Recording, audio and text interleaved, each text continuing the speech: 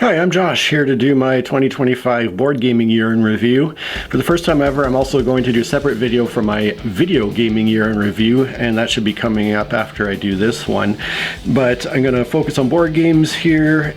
2025, by all metrics, was a very good year for board gaming. It was actually almost identical to my 2024 board gaming year, but not as good as the freakishly great board gaming year that was 2023, which in comparison to my book years in review over the past handful of years, 2022 was outstandingly good. So I'm not sure what was going on in 2022 and 2023 there, other than maybe I was attempting to crawl out of the hole that had become of my life by the beginning of 2020. But yeah, so 2025 was a good year. I'm going to blast through a bunch of stats relatively quickly so that hopefully I don't bore you, and so that I can try to not get too much farther behind in all the videos I need to do. So I'm going to go through a bunch of stats, including the quantity of games played in terms of total numbers of plays, the quality of the games in terms of average ratings, my most played games of the year, my worst games of the year, best games of the year. I'm going to pick out a couple favorites, and then I'm going to end with my best gaming experiences of 2025. So speaking of not boring you, I'm going to have all this divided up into chapters so that you can skip anything that you're not interested in and go straight to the interesting things. So to start off with the quantity of games played, in 2025 I had a total of 119 plays with 51 unique games played. Now to break down that category by games that I had previously played versus ones that were new to me for the year, for the games played that I had played prior to 2025, I had 77 plays of 33 different games, whereas the new to me games for the year, I had 42 plays of 18 different games. When I compare those to previous years, like I said, it was very comparable to the 2024 numbers, which were 110 plays over 50 different games.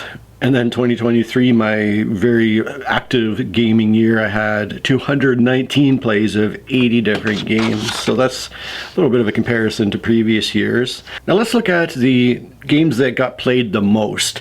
And in past years, the only metric I've used is the total number of times I've played a game, and that is what has counted towards my most played games. And I've never really liked that because it really heavily weighs the very short, quick playing games that get more repeated plays because of their short play length, and it all but ignores the really big long playtime games. So this year I decided to look at both metrics, both total time played of the game and the total number of plays of a game. And to do that, I just roughly estimated the play time each time I recorded a play of a game. I recorded an estimated play time alongside it, and then with repeated plays of the game I would increase that play time. So looking at my top 10 games played strictly by playtime, what's interesting about that is it immediately shows that I was right to consider this as a separate metric, because of these 10 games, only 3 of them have more than 2 plays for the year. So the other 7, I only played 1 or 2 times, and yet it made my list as a most played game just because of the length of the game. 4 of these 10 were new to me for the year, and we'll go by the lowest playtime to the number 1 highest playtime for the year and quickly go through these titles. At the bottom, with 3 hours played over just 1 single play, Clans of Caledonia plus the Industria expansion, which was a new to me game. Next up, with 3 hours over 2 plays of the game, we have Agamonia, which was also new to me this year. In fact, both of these games were my latest Kickstarter fails, in that I picked up these expensive Kickstarter games, tried them out, they didn't end up being a big hit, even though they were both really quite good games, but they didn't really catch on enough to keep, so I ended up selling both of those. Next, at 3 hours over a single play, we have Chaos in the Old World with the Horned Rat expansion. And any time I have a game that's tied on the total hours, I rate the higher rated game higher on the list. So as we continue to climb here, we have again 3 hours over single play of No Limit Texas Hold'em. Next up, we have 4 hours over 2 plays of A Jest of Robin Hood, which was also new to me, another game I enjoyed but ended up selling because I didn't see any real opportunities to play it on a regular basis going forward. We have Continuing to climb the list, 4 hours over 2 plays of Spirit Island with a couple of its expansions. Even higher now, we have 4¼ hours over 6 plays of The Lord of the Rings Duel for Middle-earth. And so this is one of the games that does overlap with my highest number of plays just by individual plays. In fact, these top 4 games here, of the top 4, 3 of them are going to be repeated when I go over by just number of individual plays. So this is one of them. We have The Lord of the Rings Duel for Middle-earth. My 4th most played by time played is 4½ hours over 9 plays of Sky Team. My 2nd highest is 5 hours over 2 plays of Doggerland, a new to me game that I've actually kept. And then my number 1 most played game is astonishingly a game that I only rate 6.5 out of 10. I don't own a physical copy of the game. I've played all these plays on Steam and Board Game Arena, and this is 5¼ hours over 7 plays of Burgle Brothers, a game that I don't love. I do like it, but don't love it. And I just kept wanting to explore the game and find that spark, because it's a game that I really want to like, but the design of it just doesn't quite work for me. And if you want to know why, I did talk about it a fair bit in the games played in the month of February, if you feel like going back and checking that out. But it's so weird to see Burgle Brothers at the top of my most games played by time played. Now, if I go by number of individual plays, I have 9 games to talk about here. Again, starting at the bottom of the list, I have 4 plays for a total of 1 hour of playtime of Telestrations, a very fun little party game. I have 5 plays only totaling 25 minutes of playtime of Strike, a new to me game, just fun dice chucker. I have, again, 5 plays over a total of 25 minutes of Clask 4, a little dexterity game that I enjoy. Again, and this illustrates the fact that these are top of my list of games played just by number of games played, even though the last 2 games I have less than half an hour of total playtime for the year. Going up now, we have one of our overlaps. I have 6 plays over 4¼ hours of The Lord of the Rings Duel for Middle-earth. A lot of that is due to the fact that Wyatt my younger son caught on to the game when we played it together, and we played it several times over the course of a day or 2 together. Next, we have 7 plays over 2 hours and 20 minutes of the Fellowship of the Ring trick-taking game, which was new to me as well. We have 7 plays of over 5¼ hours of Burgle Brothers. So this one was top of the list for total playtime. It's number 4 on the list of total number of plays. Number 3, we have 9 plays over 2 hours 15 minutes of Flip 7, which was new to me in 2025. Second most plays of the year, well, tied with Flip 7, was 9 plays at 4½ hours of Sky Team. And then my number 1 game by plays is 10 plays of Agent Avenue over 1 hour and 40 minutes. And again, because this is such a simple, quick game that takes anywhere from 2 minutes to 10 minutes to play, it makes a lot of sense that this is going to top out at the list of total number of gameplays, and it also, again, illustrates why I wanted to divide it up by time and by number of plays. Another metric I wanted to look at this year was how have my most played games from the past year or so, how have those held up over time? Have I continued to play those a lot into this year? So I ended up looking at 2024's most played games to see if I continued to play them quite a lot in 2025. And in fact, some of these games I have stats going back to 2023. And so from 2024's most played games by number of plays, starting with the least plays to the most plays.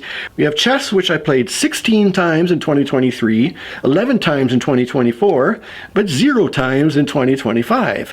Although, having said that, I do very frequently play the daily puzzles on the chess.com app, so I am keeping my hand in at Chess the Game in puzzle format, but I just haven't played full games of chess. Next up for 2024 plays, I recorded 7 plays of No Limit Texas Hold'em, and I'm not sure why, because I thought I had only played it once in 2024. I don't know if I recorded that I played 7. I'm not exactly sure why that's listed there, but I only did play it once in 2025.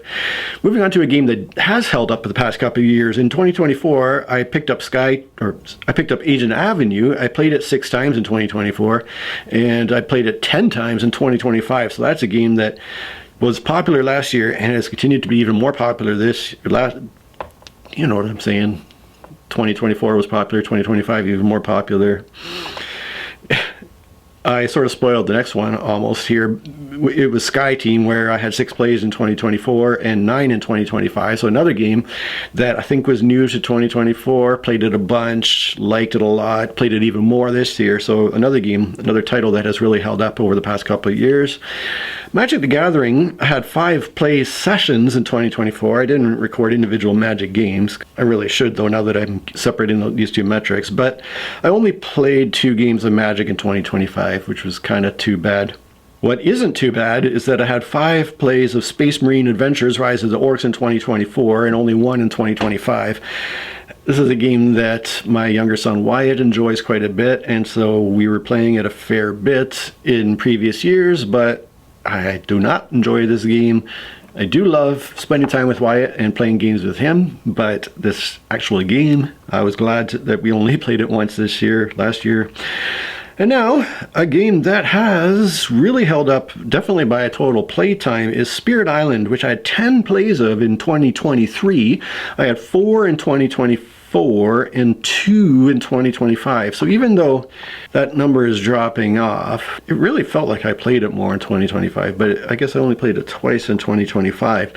That brings me to, just off the top of my head, what would I guess are my lifetime most played games? If I leave out my childhood gaming and really look at when I started to really get back into the modern hobby of board gaming in about 2003, so over the past 22, 23 years, I would guess that my third most played game by playtime probably is Spirit Island, a game that I rate 9.5 out of 10. I would guess my second most played game is Gloomhaven, which is a perfect 10 out of 10 for me.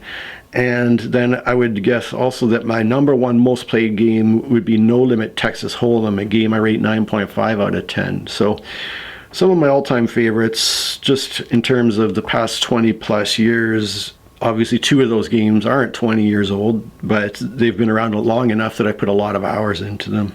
Now that's the quantity. How about the quality? Well, in terms of average ratings, my overall average rating for the year was 7.55 out of 10, a really quite excellent average. Into those subcategories, now we have, in terms of the games that I had previously played, all those games, the 33 games that I played there, I rate an average of 8 out of 10. That high rating makes a lot of sense because if I'm going to come back to a familiar game, I'm going to often choose my favorites to play, so I'm not going to choose to replay games I don't particularly like. You'll see that the average for games that were new to me for the year was much lower than that. It was only 6.7 out of 10, so I wasn't particularly picking great games to try out for the first time. These rating averages were actually considerably better than previous years. So in 2023, that overall average was 7.24 out of 10, and in 2022, it was 7.2 out of 10. And a lot of that has to do with the fact that I was returning to a lot of favorites this year, in 2025, and getting to the table a lot of the games that I rate pretty highly. So that is why that overall average is quite high. Well, we're talking about ratings. Let's look at some of the hot new releases, because people like to hear about the hot new releases. I think that's what the popular board gaming channels talk about most of the time. So because I very rarely play games in the year they are released, I'm not one who chases the hot new releases most of the time. Typically I guess keep an eye on games over time, see how they look and how they hold up, and then pick my favorites to purchase and try. But that means I only played a single 2025 release in 2025. That being said, I will sort of spoil my January games played by saying that in the January of 2026, I have played already 3 games that were 2025 releases. So just for the sake of having a look at how the 2025 games in general are looking from my perspective, I will include those. But first we'll look at the 2024 games. What 2024 titles have I played over the past 2 years, and what do I think of them? I'll go in order of the lowest rated to the highest rated of these games, starting with That Escalated Quickly, a really simple party style game that I rate 6.5 out of 10. Next is the Fellowship of the Ring trick-taking game, a game that was gifted to me by a friend. I rate it 6.5 out of 10. The artwork is great. The format that I played it in as strictly a two-player game wasn't ideal. It would probably be rated higher if I had a chance to play it maybe with 3 to 4 players. I imagine that would be a better gaming experience for that particular one. Next is Flip 7, which I rate 6.5 out of 10. One that I enjoyed a fair bit initially, but then the fun kind of dropped off with repeated plays. Adjusted Robin Hood, which I mentioned, I rate 8 out of 10. Going up to Hegemonia, 8.5 out of 10, even though I only got it to try it a couple times. It looked like a super cool game. It just didn't really catch on with my kids, and that was pretty much the whole reason I picked up the game, was to play it with them. Top 2 now, Lord of the Rings Duel for Middle-earth. 9 out of 10, a really big hit. This remake of Seven Wonders 2-player version, what the heck was that called again? But this is just an amazing design, one that I've enjoyed a lot. And then my top 2024 game is Agent Avenue, which I rate 9 out of 10. Just such a brilliantly simple little game. Moving on to the current games of 2025, from lowest rated to highest rated, I have Kinfire Council, which I rated 6 out of 10. I'll be talking about that when I talk about my games played in January of 2026. I have The Lord of the Rings Fate of the Fellowship, which I rated 6 out of 10. I played it on Board Game Arena. It's just as a solo experience, which was not an ideal way to play it. If I could play it with maybe 1 or 2 other players in physical format, I could see that rating going up higher, but it's maybe not the most fair initial rating, but that's where I landed at with my initial try of The Lord of the Rings Fate of the Fellowship. Next is Sanctuary, which I rated 7 out of 10, another game I'll be talking about for games played in January. And then yet again, another game for games played in January. I have The Hobbit There and Back Again, which I've given an initial rating of 7 out of 10. So when looking at these averages, the average of the games that I played that were 2024 releases, I have 7.6 out of 10. So quite high opinions of the 2024 releases that I played. In terms of the 2025 releases that I've tried so far, I rate them only 6.5 out of 10, so good, but not particularly great. When I look at games that I acquired and sold for the year, I acquired 15 new games. I played 12 of them in 2025, and I've actually played one of them in January of this year. And then the other 2 that I didn't play were games that I purchased, read the rule book, went, oh, I guess this doesn't look like it's a game for me, and then immediately sold on. So of the games that I have acquired and kept, I have now played all of them, and the average rating of those is 7.0 out of 10. Which means that I was purchasing pretty good games, but not particularly great games. If I remove the 3 games from this list that were given to me that were not chosen directly from my BoardGameGeek wish list, so people just decided to pick up these games for me, which often will drop this overall rating, because obviously if somebody isn't heavily into the board gaming hobby, doesn't necessarily know that I keep a wish list on BoardGameGeek, and just decides to randomly purchase a game from me, it's not always going to be a big hit. So if I take out those 3, the average rating does bump up a little bit to 7.3 out of 10 from that 7 out of 10. What's interesting about the games sold here is I sold 21 games this year, and the average of the games that I sold was 7.4 out of 10, which is higher than the average of games that I acquired, which is a little bit backwards. But what it means is that as I continue to try to pare down my board gaming collection, I am going to have to sell higher and higher rated games that are even favorites of mine in some cases, if realistically they're just not going to get played and they're going to sit on my shelf collecting dust. So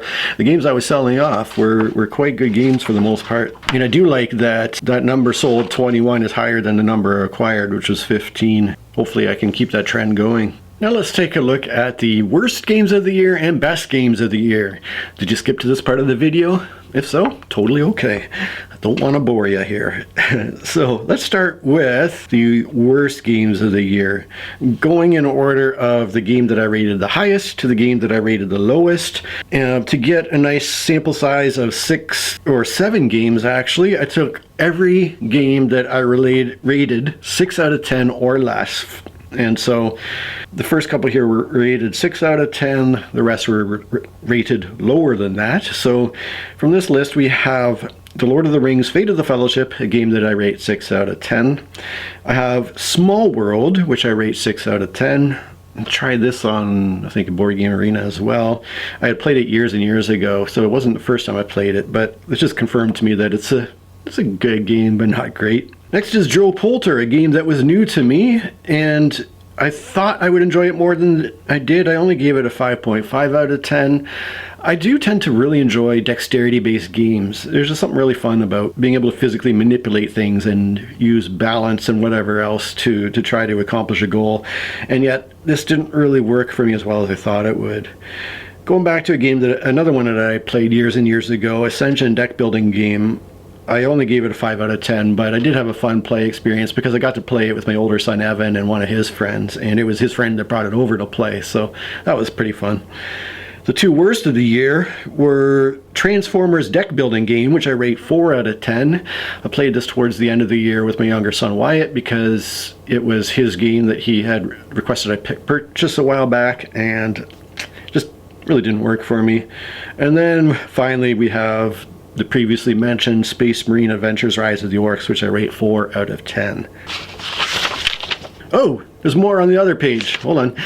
There is one even worse game. This is The Lord of the Rings Adventure to Mount Doom, which I gave 3.5 out of 10.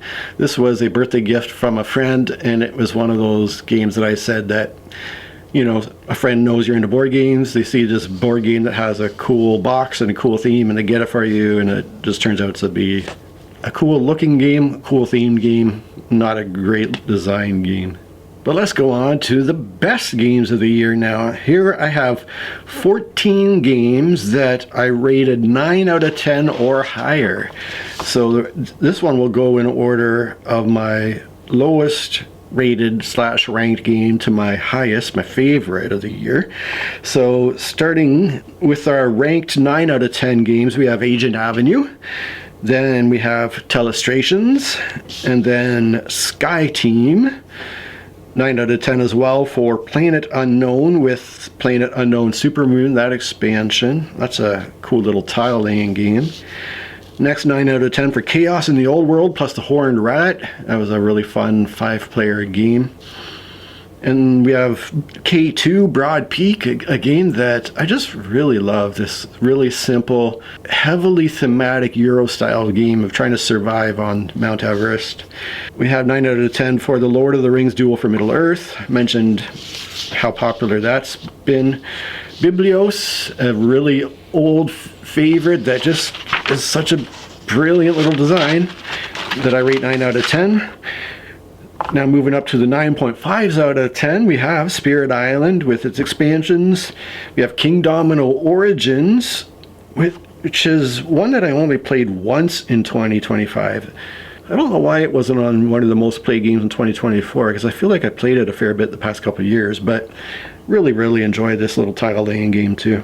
Another older-ish favorite, Isle of Skye, big box, a 9.5 out of 10. And then, like I mentioned, No Limit Texas Hold'em, 9.5 out of 10. And then getting to my two 10 out of 10s for the year, we have Les Apaches de Paris, a 10 out of 10. That is a reworking of another game that I rate 10 out of 10 called The Boss. This was a gift from one of my Patreon supporters. In fact, the fellow who supports me the most on Patreon also went and got me this game, which was super amazing. And then, my number one for the year, Gloomhaven Jaws of the Lion, which I got to play one time with my boys because they were interested in checking it out. Unfortunately, it didn't really stick with them enough for them to request to play it again, but just to get back to the Gloomhaven system was just so amazing. I didn't count it as a new to me game, even though it was my first play of Jaws of the Lion, because I had played through previously the entire campaign of the base game, so it wasn't exactly a new to me experience. Although I'm really impressed with how they set up Jaws of the Lion and made it a much easier to learn game than the original base game was. What's interesting though is that all 14 of those games were games that I had played prior to 2025. None of them were new to me for 2025.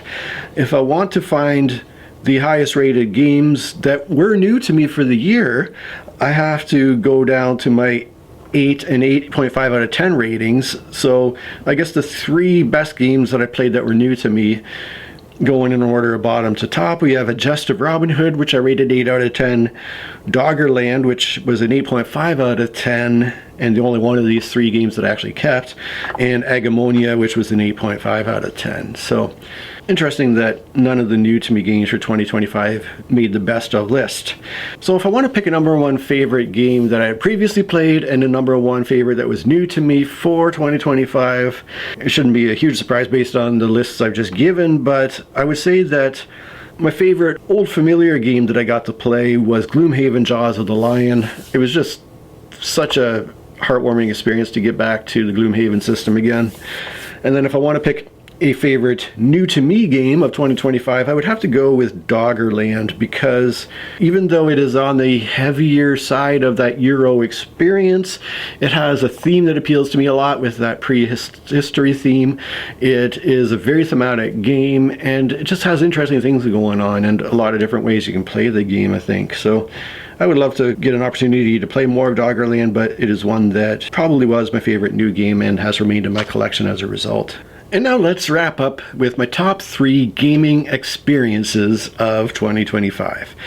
In third place, I have from December, so right at the very end of the year, I've put Hues and Cues, a game that I rate 7.5 out of 10, but it's a game that my older son Evan picked out for our family Christmas get-together that I didn't have high expectations for, yet when we played it, it just ended up working so well with the big group that we played with. We divided up into, I think it was 7 teams of 2 players each, and played it in real time instead of taking turns placing pawns on the board. We just went total chaos mode with it and just had a really fun time with all my favorite family members. It was just so wonderful. One of those fun and gaming experiences where the game itself isn't top tier, but the experience was a lot of fun. And that can be said for my number 2 pick here as well, from February of 2025. This was a play of Thunder Road Vendetta Maximum Chrome, which is another game that I rated 7.5 out of 10, and another one of the big Kickstarter games that I picked up that actually stuck around in my collection. But it's one of those games that leads itself to just laugh out loud hilarious moments. Like, there was one event that I recorded that was a moment during a race when one of my cars crashed into an opponent's car, which sent that car flying over a ramp. It landed on top of another one of my cars, which sent that car careening off the board and destroying my own vehicle. So that was a funny experience. But then Evan added to the fun because he just totally embraced the chaos of the game. He was intentionally setting his own vehicles on fire in order to get the movement boosts, which was a high risk, low potential for high reward, and it usually ended up blowing up in his face. It was tended to be to his detriment, but he just embraced the chaos and had a ton of fun with the game, which made it fun for everybody else too. And then my number 1 experience of the gaming year was playing Les Apaches de Paris, a game I rate 10 out of 10. And the highlight here was when Wyatt had all the secret information for one of the regions on the board. So this is a game where different players have different information, and they're trying to base their play based on how other players are acting on the game board. So Wyatt knew what was going on in this region, and he placed some of his workers into that region, which made us think, oh, there must be a good reward to be had there. So other players moved their gangsters in. And then right near the end of the game, Wyatt scurried out of the region with his gangsters, leaving everybody else's gangsters to get basically a negative reward from that region. So just seeing Wyatt's really clever play there was really fun. And obviously playing one of my favorite games of all time was super fun too. So those were my best board gaming experiences of 2025. And I think that wraps up all the boring stats I have for you for this year. What was 25 like for you from a board gaming perspective? What was your number 1 favorite game that you played in 2025? What was your favorite new to you game of the year? I would really love to hear about it. If you want to get into the comments and let me know. And as always, I just appreciate you watching. Cheers. Now look,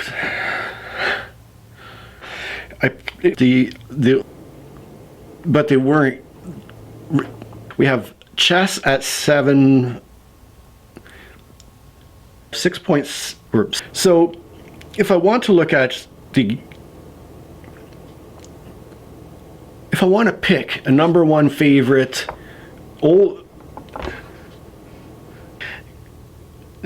at